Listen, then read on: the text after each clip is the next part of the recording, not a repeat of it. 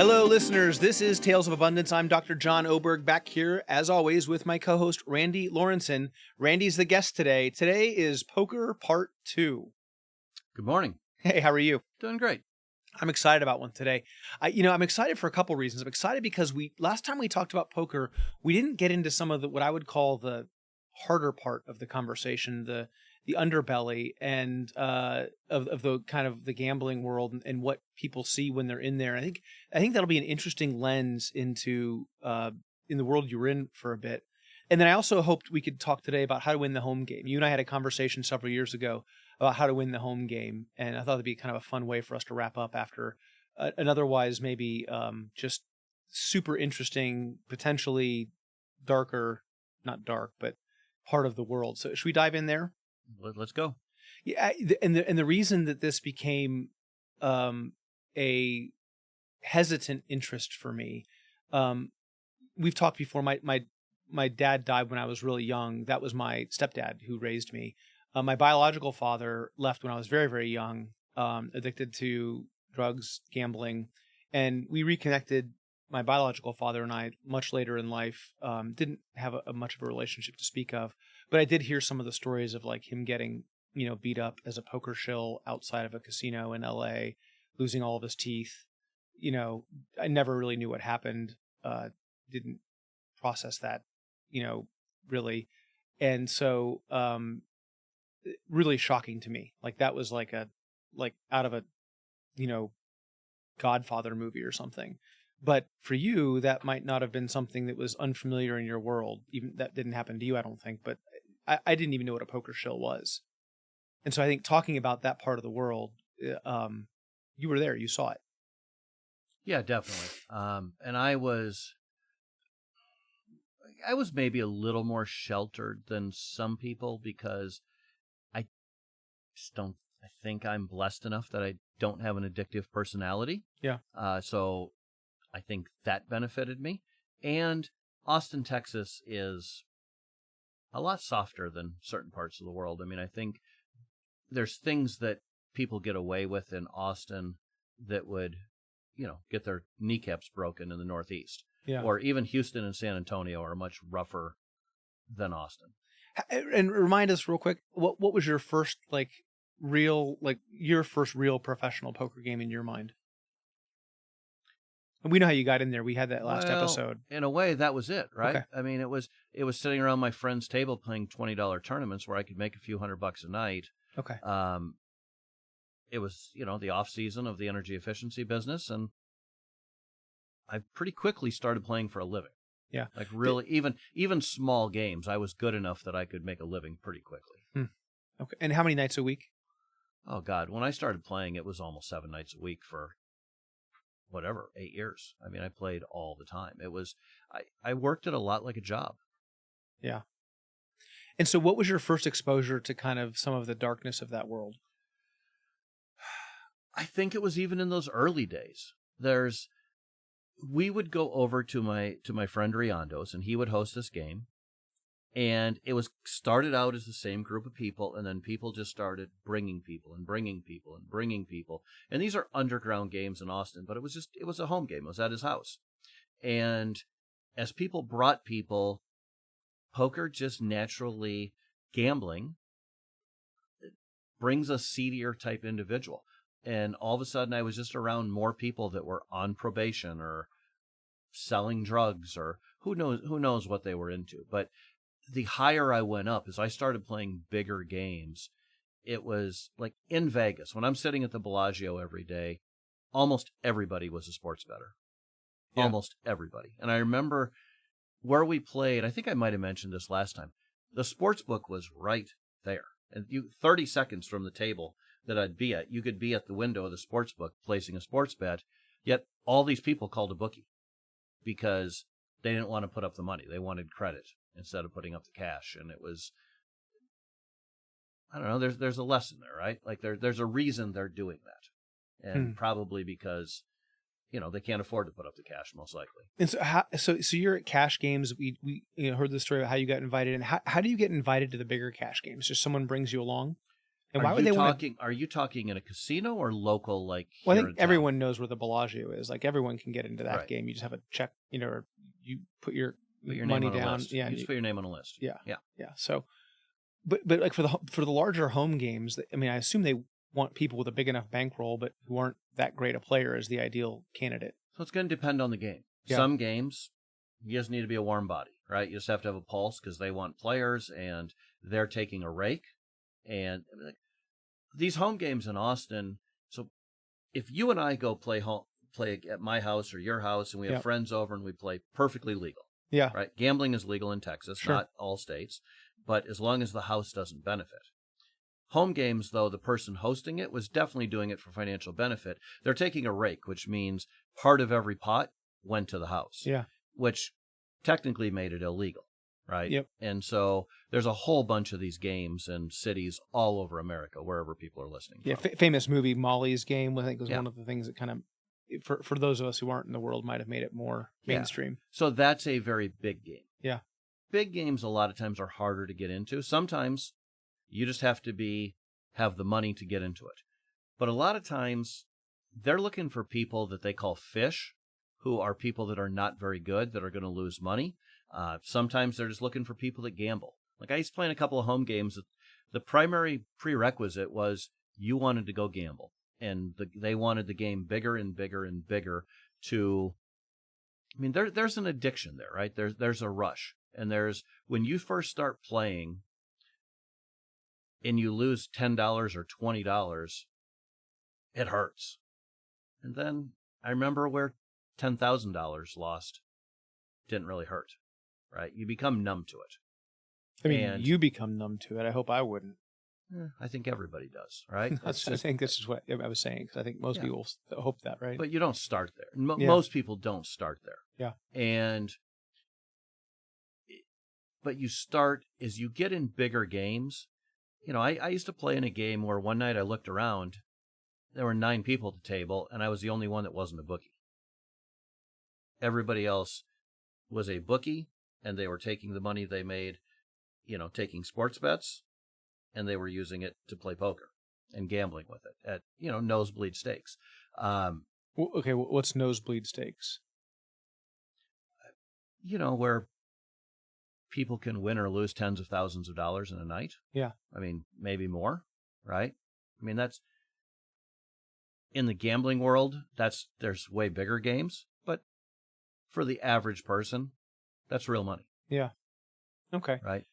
And so the first bit of darkness you said was when? I think it was even in those early days, just meeting people that were mixed up in things that I just never had associated with, right? I didn't run in those circles. I'd never, I was far from an angel or a perfect child, but I never made any big mistakes or, got in any real trouble. Yeah. So seeing some of that, and then just the more I played, the more drug dealers, the more pimps, the more bookies, the more, all those things I would see, they would be around. Yeah. Right. Which, I'm about as libertarian and live and let live. But the fact is, when those things are pushed underground and they're in the black market, they, attract a certain type of people. And a lot of them were really nice. You got, were fine to play with. But, who knows what was going on away from the table. Yeah. And you might be one of the least judgmental people I've ever met in my life, which I think makes it easier for you to be in that room, right? And then, did it ever get to a place where you felt uncomfortable? No. I remember going to Houston and playing and feeling, I felt like I was being cheated. I didn't know how. I was losing, and I wasn't really used to losing, and I was losing to players that weren't very good. And it was probably just bad luck, right? It was probably the numbers working out. But I was really paranoid there were cameras on the ceiling, or there was something felt off to me. And usually if my instincts are there, probably something was off. I probably was being cheated.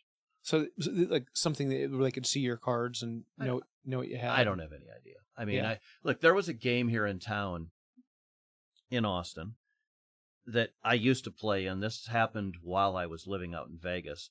But there was a lawyer who used to have commercials all over like an ambulance chaser lawyer, and he went to the game, was in cahoots with the dealer. He bought a certain deck of cards that had microchips in all the cards, wore some kind of an earpiece that, I'm hearing all this secondhand after the fact, but this guy just kept winning, and he would play odd ways, right? Like there were odd things that would happen, and he would win hands that didn't really make sense.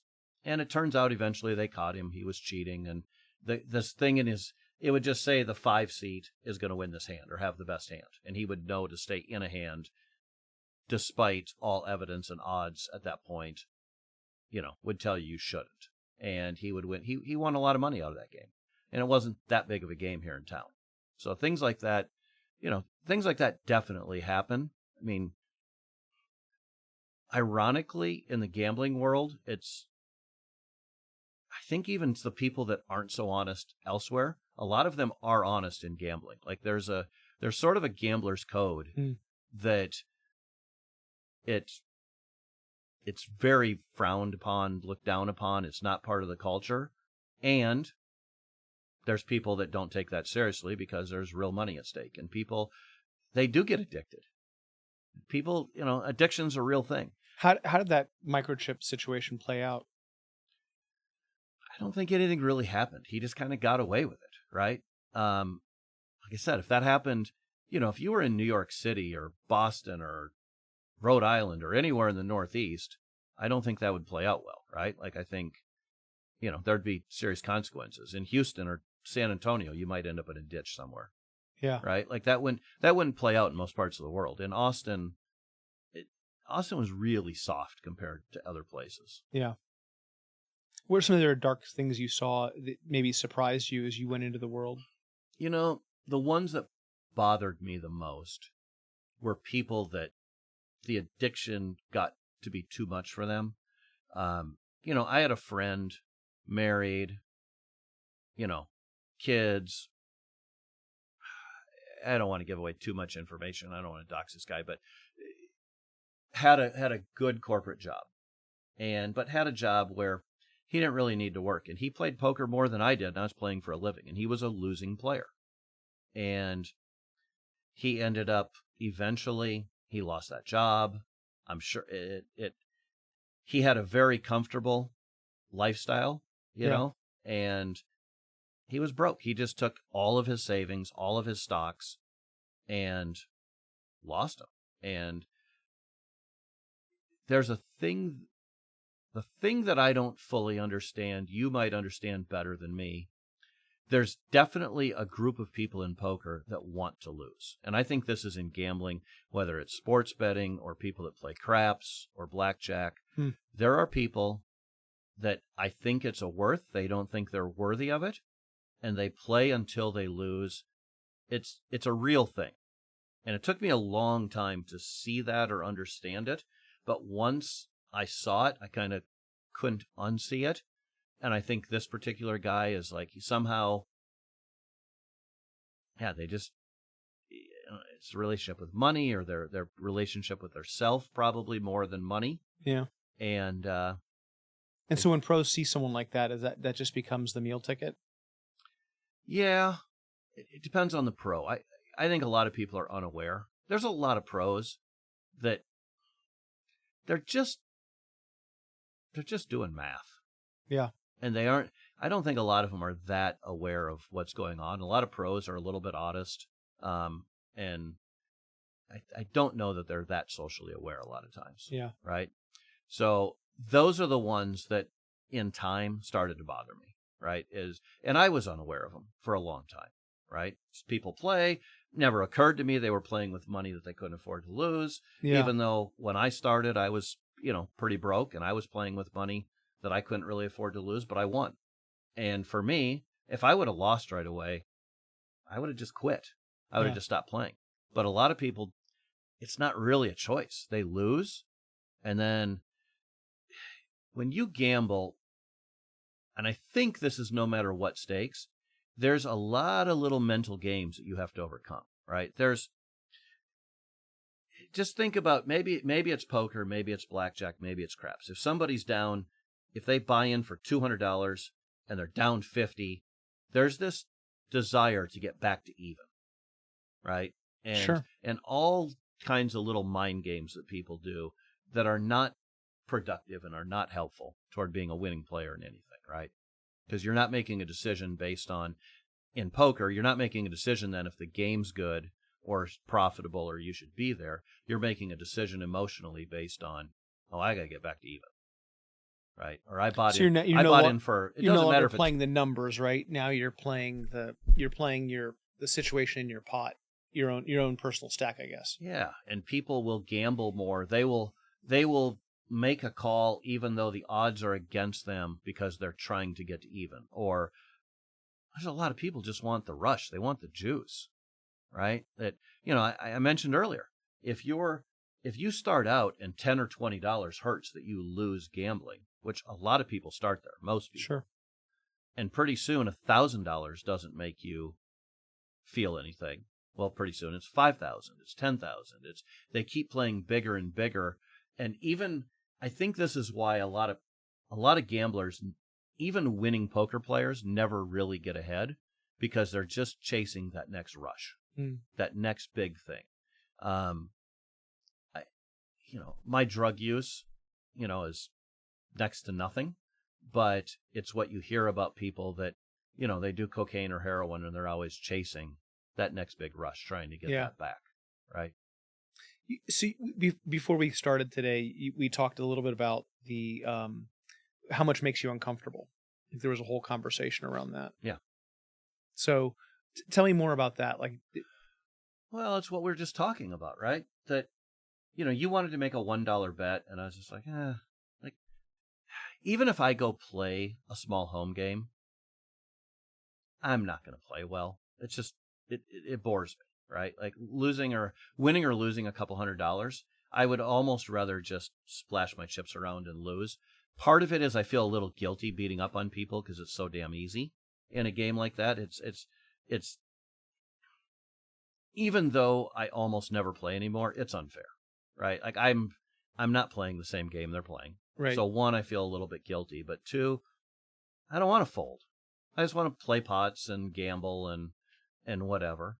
So, by the way, that's exactly how I play. When I'm with friends, yeah, that's fine. It's $20 and I pay for the entertainment. If I happen to win, great. That is the healthy attitude, right? I mean, that is the healthy attitude. Yeah.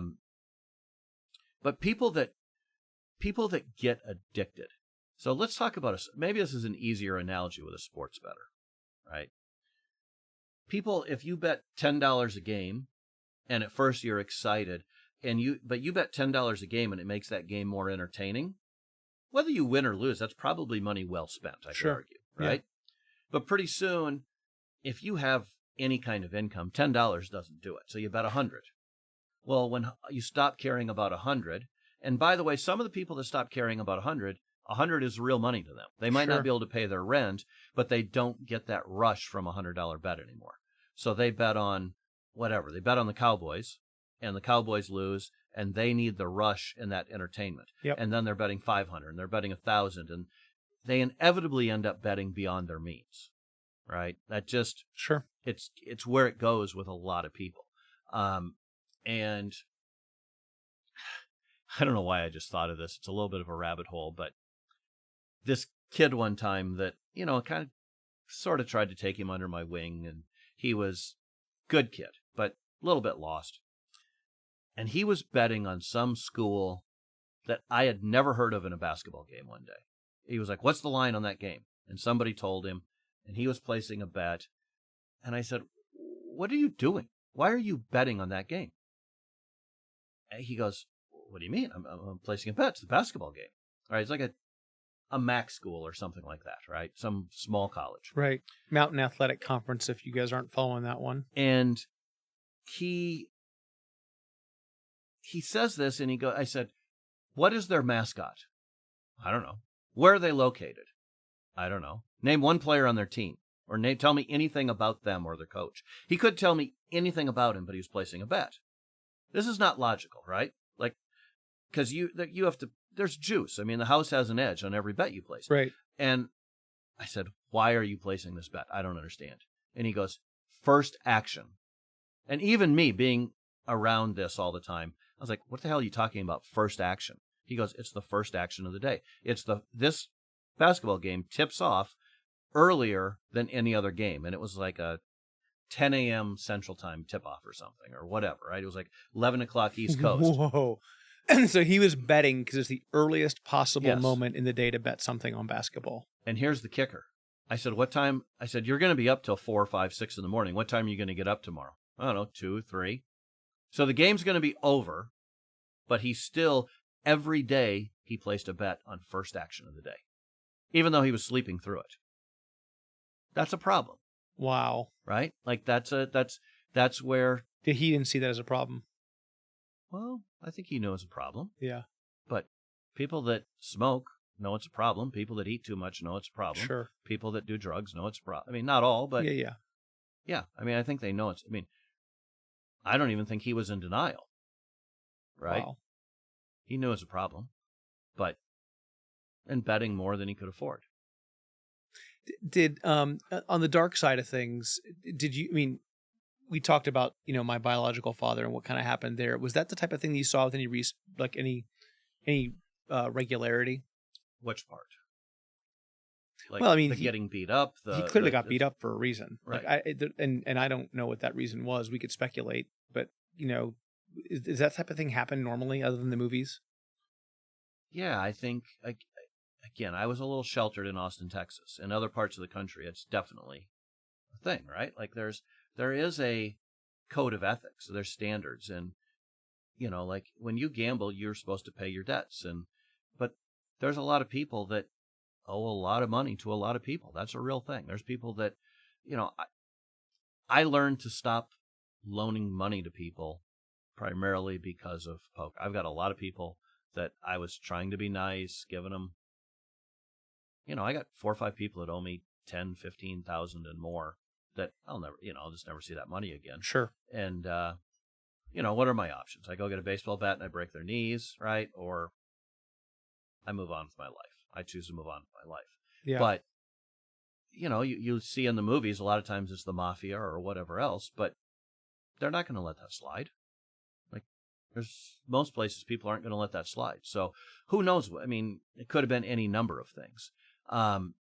Before we started, I said something about somebody that was a really good player, but they were broke. Yeah. Right. I saw so many of these people. And how can you be broke if you're a good player? Because this is just like anything in life. Like, you could make $1 million a year at a career and be broke, right? I mean, the U.S. government brings in $5 trillion a year. Right. But they spend $7 or $8 trillion a year. But if you're good at what you do playing poker, I guess you could be broke by using the sports book or whatever else. There's a lifestyle that people get caught up into. The biggest, they're called leaks in the poker world, and most poker players have leaks. If I had one, it was craps. Craps is fun. Craps is, you go in the casino, everybody's laughing and having a great time. And I liked to play craps. A lot of energy. Yeah. Yeah. And I think I said this last time, but when that changed is I played poker one day, went and played craps and lost, God, I forget now, $10,000 or $20,000. Went and played the next day, came back and won like 80% of it back. I want to say I lost like 20,000 this first day, and I won like 15 or 16,000 of it back the second day. And as time, I was basically living at Caesar's Palace, and I thought, okay, this is unsustainable, idiot. This is dumb. You can't do this, because I can't give it all back to the casino. And for the last couple of years, I just quit playing craps. Yeah. And it was okay when I could bet $25 or I could bet smaller amounts. But if I had to bet thousands of dollars for it to be fun, I just had to decide that I can't play anymore. Yeah. Now, if I go to Vegas now, I'll play. But at the time, and I was there every day, I just had to do that. But I don't think most people have the discipline and the willpower to do that. I knew a lot of people that made money playing poker, but just like the government that brings in 5 trillion and spends 7 or 8, or the person that makes $1 million and spends 1.2. If you make $1 million a year playing poker, but you lose $1 million a year playing craps, and you have to live, that doesn't work. You're in trouble. And now you're in debt. Yeah. Right? Or people, there is a disassociation. So this was in a way good for me. We've talked about before that, I grew up with money being something that was scarce, and I still have a little bit of that mindset, but poker helped me a lot. When you're playing and you make a $5,000 or $10,000 bet that's hell, whether it's a regular bet, I was going to say that's a bluff. You're betting with nothing. It takes a certain disregard for money that you have to develop. Yeah. And that made me a little bit more of a free spender, certainly, than I was beforehand, right? But, one of the guys I traveled with, he wouldn't pack a dress shirt, and if we would go out or go somewhere, he would go to the Bernini store in the Forum Shops at Caesars and buy a $500 shirt to go out for the evening, right? Instead of packing one. And then he would go home, put it in the closet, and buy a new one the next time, right? There was a lot of that. If you're playing for thousands of dollars, it's hard to put value on small amounts of money. And that's just part of the culture. But there's also, for some people, it's drinking and drugs, and strip clubs were a big part of it. And, I watched a lot. The strip club just wasn't, thankfully that just wasn't my thing. But I watched a lot of people blow. Hell, I've gone to a strip club and watched multiple people blow 10 to 50,000 in a night. It'd be really hard to have like a dissociation with money in one moment and then have a healthy discipline with it in the next moment. Like I could see how that would be difficult and hard. Did you ever get yourself into a situation that was uncomfortable? Maybe you weren't in trouble with getting your, knees knocked together, but like, did you ever get to a situation where like you just didn't want to be there? Or more than one? So the worst situation I ever got in, this was after I stopped playing for a living. I went back out to play the World Series one year, which is the big poker event in Vegas. And I ended up in this big Omaha game. It was a big, not huge game, but it was playing huge because of the people around the table and the amount of betting. And there's a guy that sits down at the table, big Mexican guy, great sense of humor, and he, this for people listening, the blinds were 5 and 10, and you could have a Mississippi straddle. This is kind of inside baseball, but a Mississippi straddle means you straddle behind on the button, and it was like a $25 Mississippi straddle that people would put on. And that was supposed to be the extent of it. But people started then putting on a $50 behind that and $100, and this guy started putting on $800 every single hand, which was against the rules, but because we wanted to gamble, the game was good, nobody's going to say anything. And this game got out of hand. I mean, it was crazy. So what that means is in a game where it should have been $25 minimum just to call, all of a sudden it was $800, and it's pot limit, so you could bet much more. The game got very, very big. We're playing, multi-thousand, $10,000 pots. And we played all night, and I would very seldom drink when I was playing. Sometimes I'd have a beer here and there during the night, like 1, maybe 2, because you're playing for real money. You needed to be sharp. But these guys were what was known as good for the game. And this guy was there, and it became, he had like a little entourage around him. In my mind, I was fairly certain this guy was like cartel connected. Like that was the type of behavior you were seeing. Yeah, and probably the only time, but also very light, just a laughing. He made the game fun and the whole game. And all of a sudden at say 1, 2 o'clock in the morning, the waitress comes and he goes, round of tequila shots for everybody. And I'd already had a beer or two because the game was a loose party game. It was the atmosphere. And sometimes you don't want to be the guy that's no fun in the room. Yeah. Right. You want to be part of that party because people will pay you off. And it's almost like advertising in a business. In fact, in poker, it's called advertising. Sometimes hold on. We'll tell you what this means. Sometimes you play poorly and let people see it. with the expectation that they will call later and they will pay you off. If you give the impression that you're a gambler, then later on you can capitalize on that. Got it. It's part of the strategy. Okay. So you want to be part of the party. And people were drinking at this game, so I decided that it was in my best interest to do so. And I probably even had 2 or 3 beers, which was more than I would normally have, certainly in a game that size. And he says a round of tequila. I didn't really want tequila, so I convinced, and he called me, what did he call me? Mr. Clean. He calls me Mr. Clean, okay? And I said, whoa, I'll do a shot with you. And he was kind of across the table, and we were laughing and joking back and forth.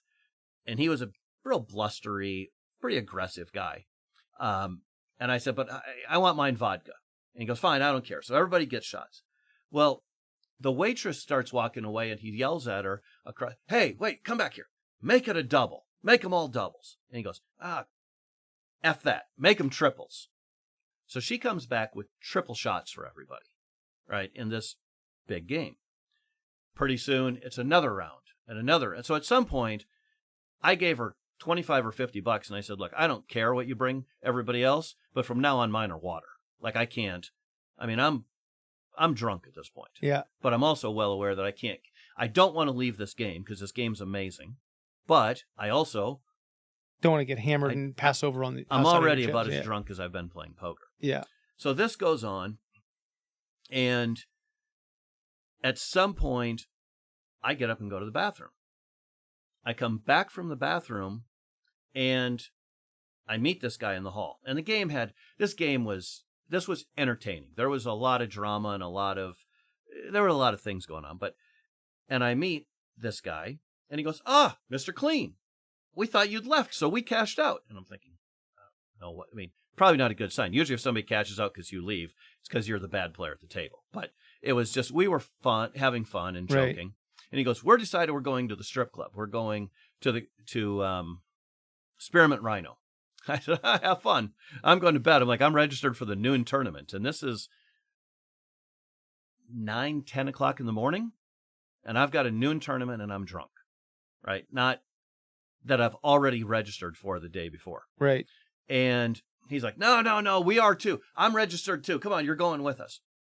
Somehow, I get convinced to go to this tournament. So I go back, or and again, I don't even like strip clubs, but somehow I get convinced to go with these guys.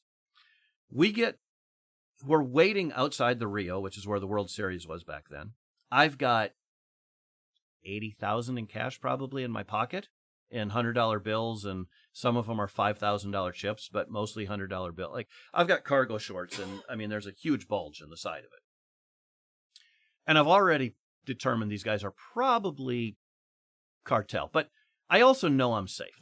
They want nothing from me. I'm actually not real concerned, but in the back of your mind, when you've made that connection, and anyway, he had this other friend with him that was really funny. He was the jokester of the group, but there was a whole group of them.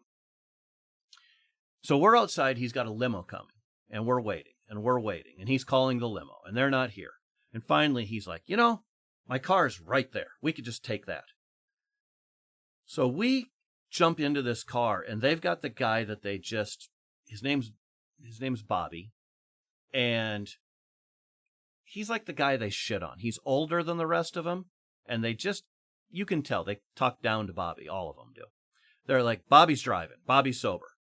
And Bobby takes down from the Rio heading west, down Flamingo, in a brand new Charger, still got stickers on the back, and he's going like 90 miles an hour, which Flamingo, it's a 30, maybe a 40. I mean, it's a residential street. And he's going, and they're like, Bobby, run that light. And Bobby runs the light. And I'm like, holy shit. I'm in the back seat, lumped in. I got $80,000 in my pocket with, these guys around me. And I'm like, I said, I'm pretty sure this is not the way to the Spearmint Rhino. I'm pretty sure you got to get on the highway and go north from here. And the guy that's in charge goes, Bobby, you idiot. Mr. Clean says you're going the wrong way. Turn this thing around. Bobby just whips that thing around, like does a U, again, breaking laws, gets on the highway, and they just keep going, Bobby, go faster. And now we're going like 100 miles an hour down the highway, right? And Dude, my heart's racing thinking about this, right? Like I'm anxious. So at some point, he goes, Bobby, rear end that SUV. And Bobby's done everything they've told him to do. Bobby pulls up, like, gets where I literally think he's going to rear end the SUV. But he doesn't. He gets like inches from it and goes, and they laugh and they have a good time. Anyway, we park. It's 10:30 in the morning. It's a bright light. We've been up all night. We walk into this place, and these guys had called ahead. They had a table set up with bottle service, and there's bottles all over. There's 20 girls waiting for us when we walk in, like literally waiting for us. And it was just, so I'm sitting here like with this, just not good life choices. Now, everything turned out fine. I stayed. Did you make it? Yeah, I stayed for a little bit, and I took an Uber or a cab or whatever. I don't know if there were Ubers back then. It was probably a cab. But I took a cab back to the Rio. But I wasn't there very long, and I got out of there. But, they weren't going to screw it. There was no reason for them to screw with me. But if you think about it, they knew I had the money in my pocket, right? Because I took chips from the table, turned it into cash, and did it. Like, if they would have wanted to, to do something, they could have. But I trust my instincts a lot, and turns out my instincts were at least right in this case. So that's that's the worst situation I've been in by far. But there were 2-3 games I played in Austin where somebody ended up they got robbed, and I wasn't there when they played. Let's come back to that in a minute. Let's take a break for a second. We'll be right back, listeners, and we'll talk about some of the things happening in Austin. Okay, great. All right, welcome back. Here we are after the break. So, Randy, just before the break, you were mentioning some things that were happening in Austin, and after a crazy night in Vegas, which, I mean, in Vegas, you kind of expect things like that to happen. The whole movie The Hangover was written about Vegas. Austin, Texas, man, that's not Vegas. Yeah, but if there's that much money, when there's big money, it attracts bad people, right? Like I became, one of my main criteria for picking a game I would go to became security. And did I feel safe? And what kind of security did they have? I preferred armed guards. Plural? At least one, like somebody that was competent. But then you have to have the right armed guards, right? Because what if they're in on it? Right. Or something else. So there was one particular security guard that I very much trusted in Austin. I will also say this is Texas. And especially, there's a lot of good old boys playing poker and that have the means to play in bigger games. So the number of people carrying is... Yeah. You got to have some balls to go hit a game with a lot of those people that you don't know. I mean, I used to play in a game consistently. Whoa. So when you say hit a game, you mean somebody coming and robbing the game? Rob a game, yeah. How much cash is at a big game? Well, that changed. Where I used to play games where, sometimes the average person had tens of thousands of dollars. Well, if there's 9 people at a table, plus people waiting, plus people that have left, I mean, it's $200,000 or $300,000 easy. Sometimes more. That's sitting around, plus what people have in their pockets. That's a pretty nice honeypot for somebody to hit. Yeah. So what happened over time is a lot of the games started working on credit. Yeah, I just got an emotional reaction, like with fire in the back of my... I'm not even at one of those games. Yeah, well... I have pairs of dollars with me right now. Plus, poker players and gamblers like nice watches. So there's a lot of Rolexes and Breitlings, and yeah, I'm not taking your watch, John. There's a lot of that, and whatever else people have. Right. So yeah, they're definitely, and if people are drinking, that much easier target. But games that were too loose with security, I just wouldn't go play. And a lot of it, I had to learn a little bit naive. I remember one time, so the first time, there was this tournament. And they would do these $20 tournaments on Friday night, and once every couple of months, they would have a big tournament. I want to say it was $500, which was at the time in Austin, was a really big tournament. And they'd get a lot of people, maybe 50, 60 people. So $25,000, $30,000 in the pot, plus what's in people's pockets. And I was leaving my condo to go play this game, and the guy that ran it called me and goes, "Hey, just so you know, I don't have enough people interested in playing for $500 tonight. We're just going to do the normal $20 tournament. So I just letting you know before you drive over here." I said, "Well, thanks for letting me know." And I decided to go to a different game instead, a cash game, and didn't go to that tournament. Unbeknownst to me, this guy had been putting up flyers around town promoting this game, which was technically illegal. The wrong people saw these flyers. Oh man, they think there's $30,000. Robbed it. I knew lots of people. They came in. So this was in East Austin, not the best neighborhood either. And from the apartment that he lived in, you had to walk across this little creek through the dark to the community center thing and upstairs. So there was one way in, one way out, dark, nobody else. I mean, in retrospect, the easiest place in the world to rob. If somebody wanted to rob it, it was almost like it was built by robbers, right? Right. And 3 guys came in, stripped it. So one of my best friends was there, got hit in the head, pistol whipped. So they pistol whipped the 3 biggest guys to make a point. Put everybody on the ground, stripped everybody naked, spent an hour there taking stuff. And I mean, it was pretty traumatizing for people that were there. Yeah. And I was just very lucky not to be there. I was on my way to another game one time that got robbed. And so after that, I became very conscious to not put myself in those positions. Okay, so the first one, I mean, stripped everyone naked. That sucks. It's awful. Took all their nice stuff. I'm sure phones, watches, cash, wallets, all that good stuff. Yeah. Credit cards, probably. That's gotta be scary as hell. Yeah. What I mean, guns. I mean, people are pointing guns. What was your friends? Did your friend keep playing poker after that? He became much more hesitant. I mean, yes, but he became even more concerned with me where he was would a $20 game that night. Yeah. Yeah. I mean, but they thought they were hitting a $500 game. And I think that's part of the reason they were there is they were looking for the rest of the money. Yeah. Right. They thought everybody came and it was what was in the bag or wherever they kept it was $1,000 instead of $30,000. Wasn't nearly what they expected to have. Yeah. Oof. Yeah. And the second one, you were on the way to a game and it got robbed while you were on the way to the game. Yeah. How'd you find out? Phone call. People that were there called us. Yeah. That's frightening. Yeah. So there was a guy that in San Antonio that used to run a game, and I used to see him at World Series, WPT, big tournaments. He used to travel and play a lot. Pretty good player. He had a game down there that got robbed, and he realized they were robbing them as he opened the door, and he tried to shut the door on them. They were bigger, stronger, forced the door open, put him on his face, and shot him in the back. So that's this is the stuff that happens in a black market, right? The government makes stuff illegal. You can't do it. That doesn't happen at the Bellagio. He didn't survive. He survived. He survived. Yeah. Yeah, he survived.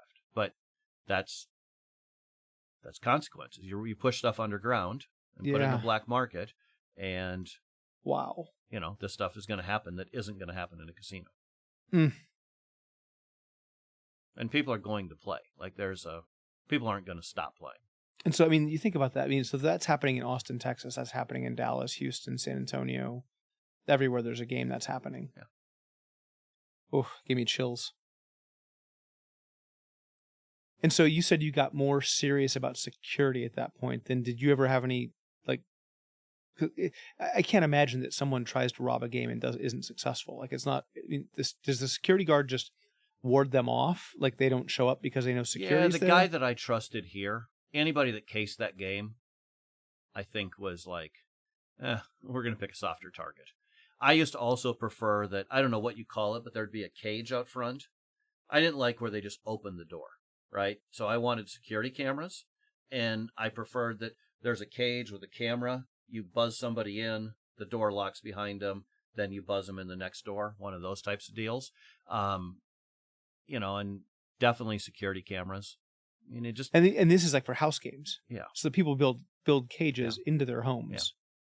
Yeah. Essentially. Not everybody. Sure. But there's definitely games I wouldn't go play because of security.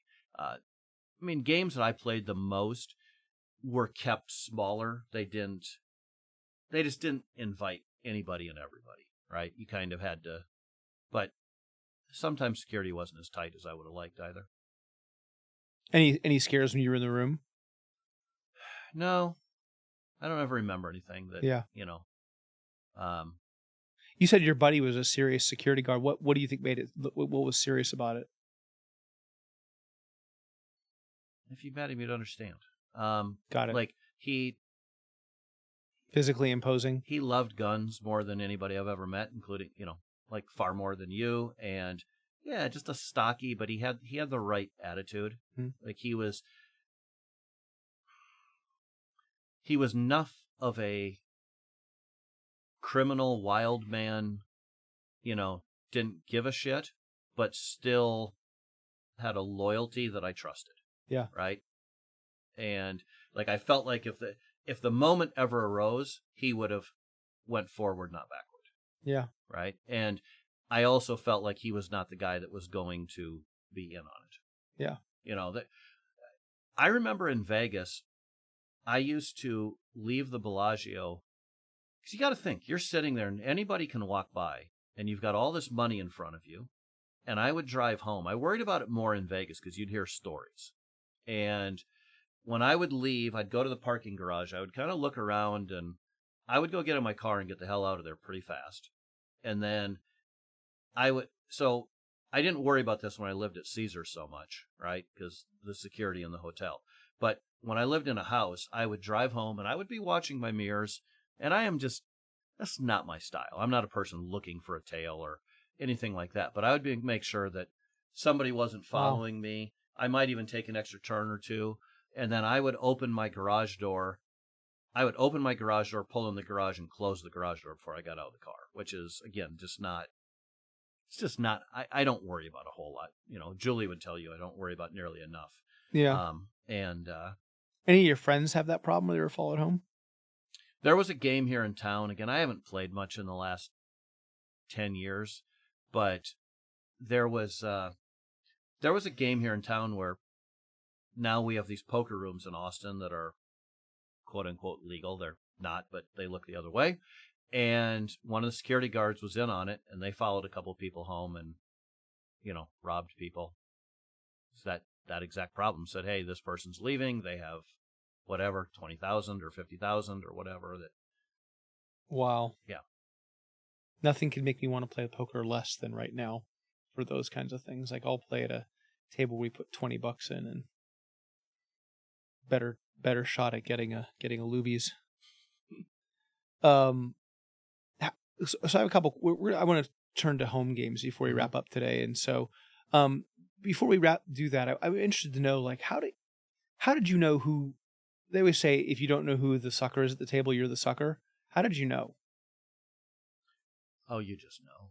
Like people. Now, we talked about advertising. You got to be careful with somebody advertising. There was a guy here in town who used to sit down, kind of buy in small, put his money in a bad situation, kind of laugh, act like he didn't care, probably do it twice. Then he would buy in for a bigger amount and play really serious for the next 12 hours. But that loosened up his image. And he was probably one of the best I ever saw at making people think he was loose. And so part of poker is you're constantly changing your image so people don't know where you're at, is definitely part of the strategy. So you have to be careful of that, but it's pretty obvious. Like people that are making bad calls, bad decisions.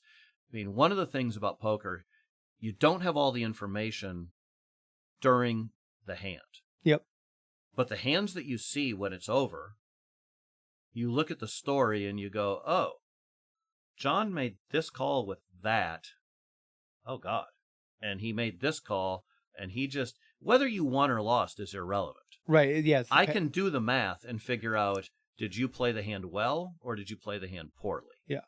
Right? So a lot of being good at poker or the way I played and my strength was every hand is telling a story. And whether you call a bet, raise a bet, what you do, and whether you bluff, does it make sense? What starting hands could you have been in this hand? And then what could you have had on this flop? And just putting all that together, does the story make sense? Were there ever times you took somebody, like you kept betting knowing you were going to lose all the way to the end just because you wanted to see how they were dealing with it? Is it ever worth paying for that? Yeah, I think I did. But not often. No, it's hard to put, because if you're going all the way to the end, you're putting a lot of money in. But let's use that as a segue. How do you win the home game?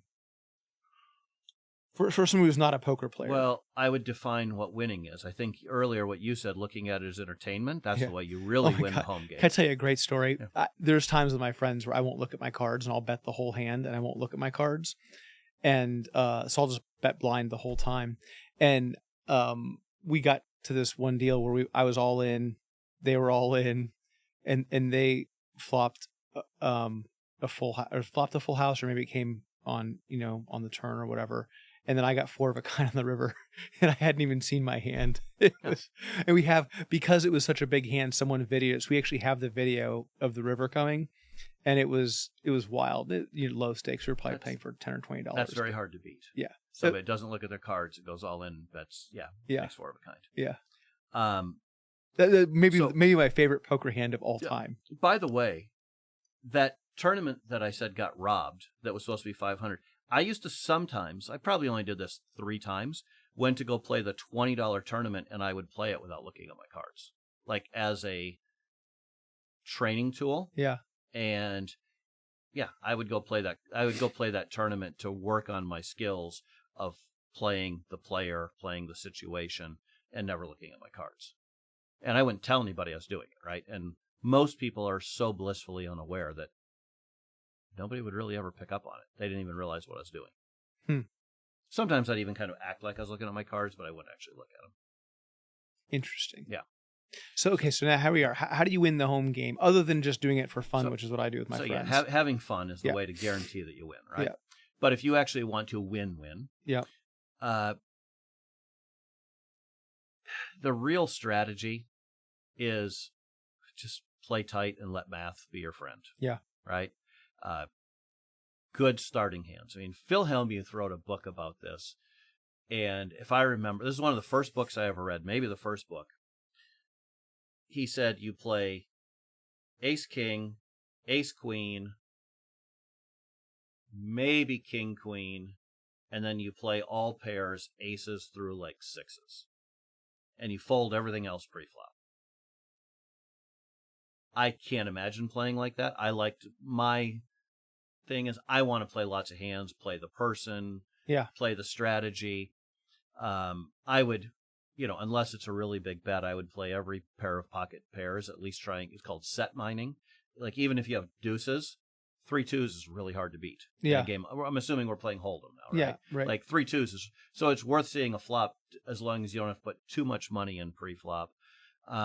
So quality starting hands, play few hands. And most of the stuff, people get king 5 and they want to play it, or ace 3. Ace 3 is a terrible hand, and people want to play it because the problem is if an ace hits the flop, and somebody else bets, you're probably no good. And most people are not good enough. If somebody else is betting and it's an ace, unless you hit an ace and a 3. Yeah. If they have ace 5 or ace 10 or ace jack or ace anything, they're beating you. And most people are not, especially at a home game, very few people are good enough to fold top pair. Yeah. They're going to go broke and they can't get away. Yeah. So having an ace or a king with a weak kicker is a hand to stay away from for most people. Chasing straights, especially inside straights, like guilty. Part of my goal in playing a tournament is I never wanted to be all in. Yeah. I always wanted to be able to survive. It's not that different than money management in whatever you're doing, right? If you're running a business or you're investing, you don't put yourself in a position where you can go broke. If you can avoid it, you never get all in. Yeah. People want to be all in. I don't want to be all in. Yeah. Because they want to be all in because they want the juice. They want the excitement of doing that. So trying not to be all in, but not chasing. Look, even a flush draw. On the flop, if you have 4 to a flush, there's a 38% chance you're going to hit it. There's a 62% chance you're not going to hit it. So even if you have to call big bets, you're probably going to go broke eventually 62% of the time. Yeah. It's not going to work. Yeah. A straight is about 1 in 3. An inside straight is about 1 in 6. All right? So an open-ended means there's 2 cards that give you a straight. The inside means there's 1 card that give you a straight, right? I would say maybe the other biggest thing that amateurs, if you just want to beat, so being more conservative and surviving is a big part of it. The other big thing, by the way, before I say it, patience. Most amateurs, if you're just patient, you can just beat most people. But the other big thing is bet more. Most amateurs, when they get a good hand, they don't bet, oh my God, like when they should be betting 10x, they're betting 1x or 2x or whatever. Yeah. They just, and the fact is, if somebody has top pair, if you have ace king and it's an ace high flop, the people with ace queen, ace jack down through ace deuce are probably going to call you, regardless if you bet a little bit or a lot. So just bet more. And most people are way too conservative, way too small in their bets when they have a good hand. Or the other thing they do is they don't bet it. They want to be tricky and they check, right? They flop that set of deuces we talked about. Yep. And then they don't bet and they win the hand, but they don't hardly win. They check the flop, they check the turn, and then the river they put in a little bet because they're so scared of chasing that person away. Is one of the biggest mistakes. Yeah. So I would say that, I mean, we could talk about a lot of things, playing position, but if you just play fewer hands, don't chase, are patient, and bet way more when you do have a good hand, you can beat most amateurs. Yeah. Whew. Okay, I'm exhausted after that one between the Spearmint Rhino, the robberies, and now I know how to win a home game. So good stuff, man. Good stuff. Last, any big takeaways from poker that you take forward into the rest of your world that you're like, hey, this is, the hard lessons. I mean, I think there's obviously about probability, statistics, all those things you do, money management, but any like big hard lessons you pulled from poker? Hard lessons. I mean, it's life choices, right? Like it's, I think, bankroll management. I had times where I didn't manage my bankroll very well. Yeah.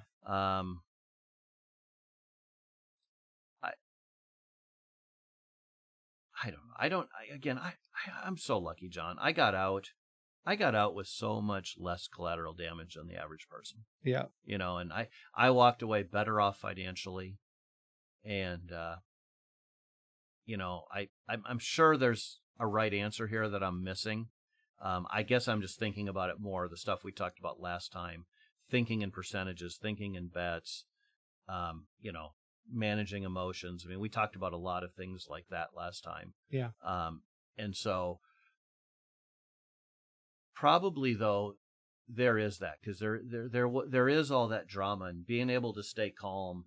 I think I already had that skill. Yeah. But being able to stay calm in that and really, assess threats. And, again, I think it made me have a healthier relationship with money. Yep. And which I don't know, at one point, probably a little overcorrection the other way. Sure. And I think I'm at a better place now. But yeah, I'm sure there's something I'm missing. So I'm just going to leave it as I don't know. Very good. All right. Well, thanks for your time today on Poker Part 2. Love hearing the stories. And look forward to coming back together next time. All right. Thanks, Randy. Sean. See you. All right, well, this has been Tales of Abundance. You can see us at talesofabundance.com. Please like, subscribe, share with your friends, let people know what we're doing, and check out the show notes. We have a lot of different things in the show notes from all the episodes, tools, experiences, notes on all the great tools we've been talking about. Today, less so on the poker episode, but you'll find a host of great things there that help you share abundance with the world. Thanks for being here. Hope to see you back next time.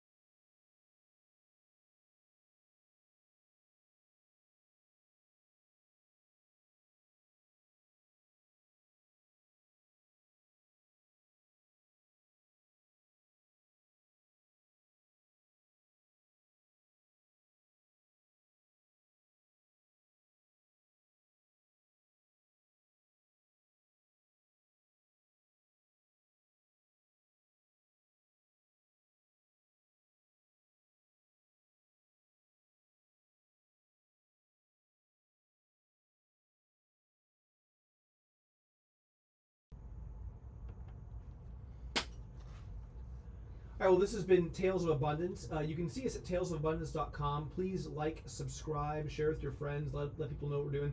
And check out the show notes. We have a lot of different things in the show notes from all the episodes, tools, experiences, notes on all the great tools we've been talking about. Today, less so on the poker episode, but you'll find a host of great things there that help you share abundance with the world. Thanks for being here. Hope to see you back next time.